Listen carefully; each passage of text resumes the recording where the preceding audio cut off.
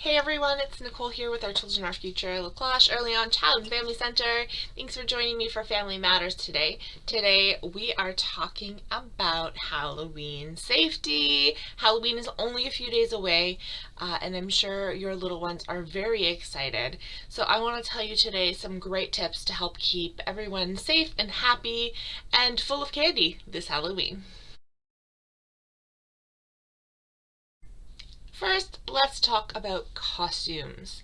So, a lot of costumes are usually made from a very cheap material and they can be quite flammable.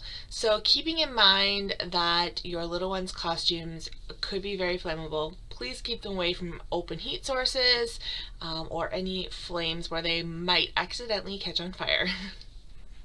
You also want to keep in mind that a lot of costumes that have flowy skirts or really baggy sleeves, that have fake wigs, or anything that trails behind them, such as tails or wings, can be tripping hazards. They can also be get caught up in things when they're walking, and they're not super safe for car seats. So always keep in mind how you're going to travel during Halloween. If you are planning on using the vehicle, try and figure out a way to make your costume car seat friendly, whether that means taking off the wings or taking off the tail piece while you're in the car seat and reattaching it before you go into people's houses.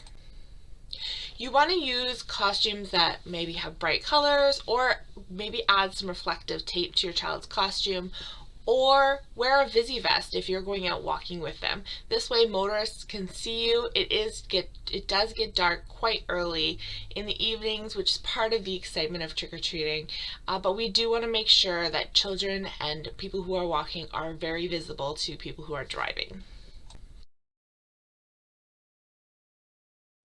Let's talk about masks and face paint or face accessories. So masks have always been super easy to wear because you just put it on, you're good to go. However, they can be really hard to breathe in, they can reduce visibility and cause possible concerns for running out in front of a car or not seeing what's coming. So make sure that if you are using a mask that it fits properly and that the child can breathe well and that they're able to take it on and off themselves and that their vision is not obscured. When it comes to using face paint or face tattoos, which have become really popular in the past few years, it is always best to patch test child's skin first. Even if it says it's hypoallergenic, sometimes it doesn't always work out well, and you don't want your child's face to break out in a giant rash or have an allergic reaction to this makeup. So doing a small patch test on their chest or even on their arm a little bit or a day or so before actually applying it to their face will help ensure that they are good to go. Also, applying a thin layer of lotion before you put the makeup on can help make taking off the makeup a little bit easier. For face tattoos, I would highly recommend buying multiples of the tattoo and again testing it on a part of your body you don't mind having a tattoo on. Some face tattoos do not come off very easily and they can be on your face for weeks and weeks. Also, some have caused irritation to the child's skin, leaving them with swollen eyes or giant rashes on their face. So again, always pre-test your products before you put them on your child's face. You should never use colored contacts for your children. They're great accessories and fun for adults to play with when they're dressing up. However, they could damage a child's eyes because they don't know how to take care of them properly, and a child's eyes are still growing and developing, and we definitely do not want to do damage to those. And lastly, we live in Northern Ontario, so the weather can be extremely unpredictable. Sometimes we get lucky and we have great Halloween weather with beautiful skies and pretty warm weather. However, a lot of times we end up with very cool evenings or rain, sometimes even snow. So making sure that your child is warm and yet comfortable with their costume over top of some warm clothes is probably your best bet. So do a trial run a day or so before to make sure that you know exactly what they can wear underneath their costume. Let's talk about decorating. Now, at this point, I'm sure a lot of you have probably already decorated your home for Halloween if you are planning on doing so. But some people do like to leave pumpkin carving for the day of Halloween, so let's talk about that. Now, there's a huge market of things that you can get for a very affordable price to put onto your pumpkin, like stickers or things that you can just push into your pumpkin instead of actually carving. These are great solutions for little children if you are feeling uncomfortable but you still want them to be involved in the pumpkin carving process. You can use markers to draw faces on the pumpkins.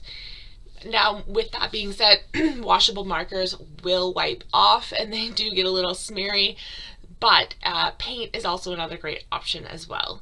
Go outside, hopefully it's a nice day, lay down a tablecloth or something on your floor and just have a lot of fun as a family.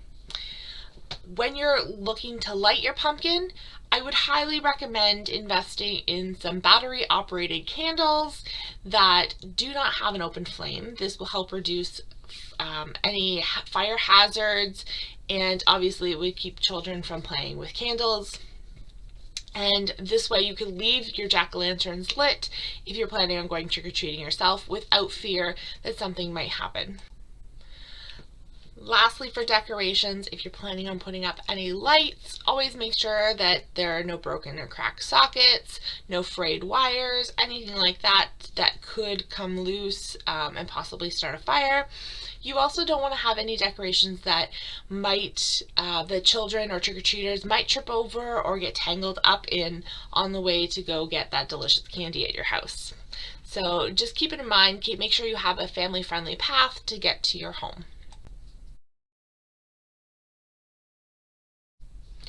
While out trick-or-treating, we did talk about staying well lit. Bring a flashlight, wear a VisiVest, which is the one with a cross across it that is reflective. Put some reflective tape on your child's costume. If your child is going out with friends, be sure that they know the rules and that they are safe. And again, carry a flashlight or make them visible. You want to teach them to make sure that they are looking before they're crossing the roads. If they're wearing a mask, be sure to lift their mask before they cross the road so that they have full vision of what they can see. Only visit homes that have their lights on and seem family friendly. Make sure never to go inside the homes or inside people's cars. Sometimes this seems like something that we're like, well, obviously we wouldn't do that. However, kids can be really excited and not thinking fully through all of the rules and safety regulations, right? So those are great things, especially if your child is at that age where you let them go trick-or-treating with their friends. The last bit of advice I have is about that candy. I mean, really, what Halloween is all about for most children is about the candy. So always remind your kids to not have any candy until you get home and are able to check it all. Look over anything, throw out anything that's been opened that you don't trust. If it's homemade, it's really sad to throw out homemade things, but if you don't know where it came from or you don't know who it's from and you don't trust that source, I would throw it out. Look for potential choking hazards, especially if you have young children. Things like candy, like really small chewing candy, gum, peanuts, hard candy, any of that is really not safe for children to have. So again, I would either put it aside or throw it out. Same with toys or little novelty items that come that people give out instead of candy, making sure they're just appropriate for your child. There's no small pieces that are going to break off. And don't forget, there's that parent tax. So I'm sure your kids wouldn't mind sharing a piece of candy with their parents or so. I hope everybody stays safe and has a wonderful Halloween, and we will see you all next time. Take care.